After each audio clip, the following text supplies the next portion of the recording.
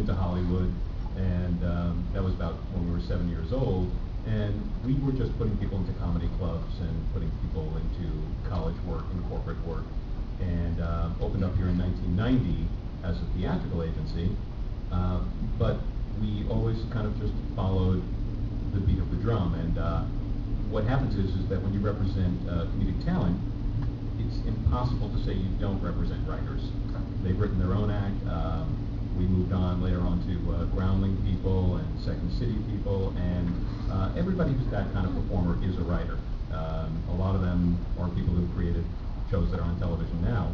A lot of them stopped doing stand-up comedy because they became writers, but they had the natural inclination. I actually was going to say, is this thing on? Because I cannot strain this voice. It's a precious instrument. The thing about it is that how I would be here on a lit panel, I asked Gary that when he called me up, but Christopher Titus, who's my client, did create his own Fox sitcom, and he's had many writer deals since. He was actually a WGA nominee. Teresa Strasser, who is on local LA radio here with Adam Carolla, started out as a writer, actually is an Emmy-winning writer.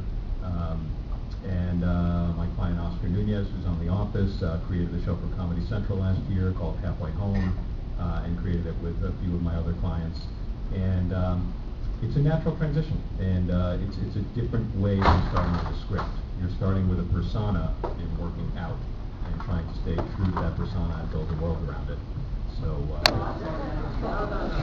Let's move on now, and we next have Fred Price of the Price Agency. My name is Fred Price. My company is Fred R. Price Beverly Talent Agency. I've been in the motion picture business for over 50 years. And when I retired in 92, I decided, what am I going to do? I want to go back into the business, doing pictures. So I decided, one friend of mine needed some help on the script. And I think it to a very close friend of mine in production. And I said, Fred, I love you, but I can't do anything for you because it has come from an agent. And I said, uh-oh. I said, hey, what am I going to do? I want to do something. So I decided to become a literary agent. And seeing that writers can't get agents, that was my thought. And that was the way I started to help people in business. And worked out great. Is that okay? That was good. It's fine. It's real. But it wasn't disruptive. No. Okay, I don't want to be rude, but it was an opportunity to realize this. Unless you're bankable, you have a background, you're lucky if I say a little, even on the telephone. So I do talk to anybody who calls me. I don't always take them on. And this year I got myself an editor who's my partner, who looks at everything that I decide I want to do. He will look at it, critique it, give the information on how it should be done, what's wrong with it, what's right with it, and if it's something he likes, we will take you on. We'll sign you a contract. And I am affiliated with the Writers Guild. So, and I cover novels, I handle books, I handle animation, anything in literary that you need help on that I can help you with, I'm there for you. That's about it. Thank you. Great. Next we have Mary Ann Moore from Watchline Agency. Everything's pretty good, so bear with me.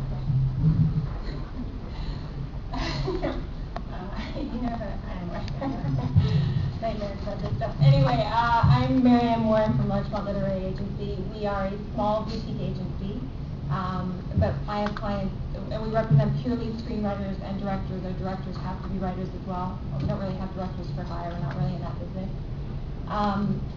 And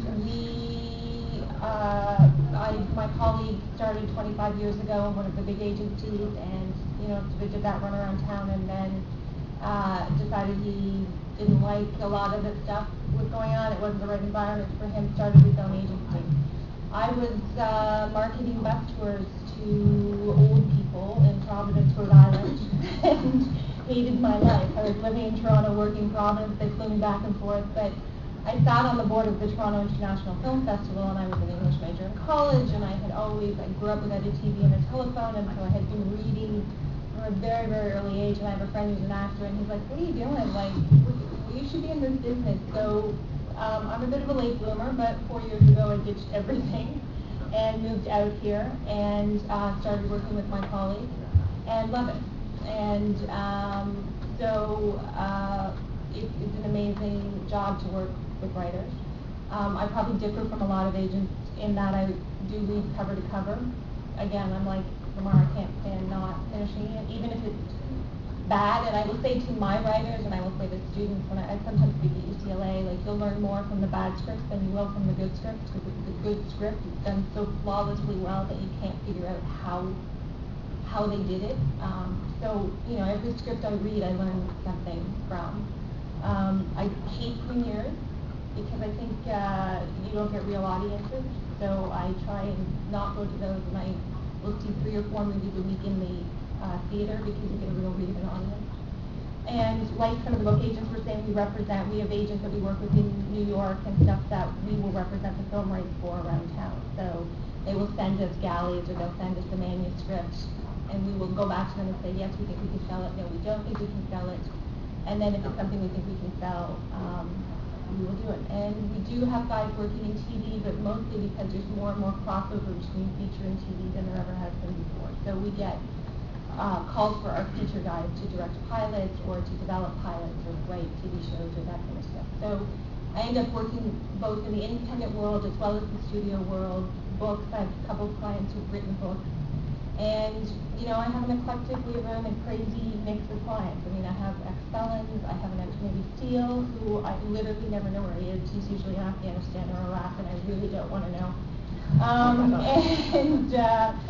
Right down to a female bartender and the greatest, lovely, gentlest man that I've ever met in my life. So we have a really eclectic mix, but the underlying thing is talent, is finding real talent, is reading that script, forget the genre, forget whatever, but something that just lights something in you and you develop a passion for. Because if you as an agent don't have a passion for it, there's no way you're going to be able to go out and sell it to the marketplace. It's hard enough. So that's that.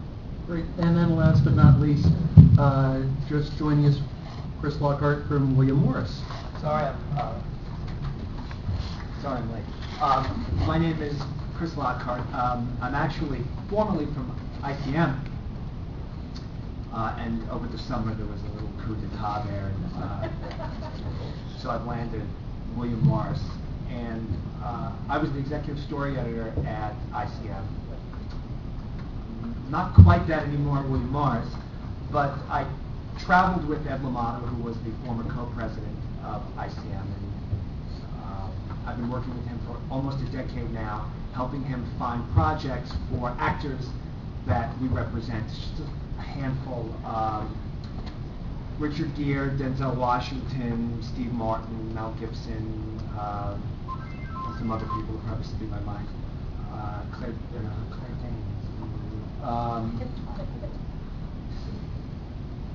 Danes.